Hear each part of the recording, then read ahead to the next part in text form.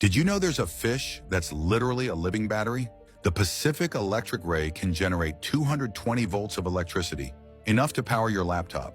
1/6 of its entire body weight is made up of special electric organs that work like biological batteries.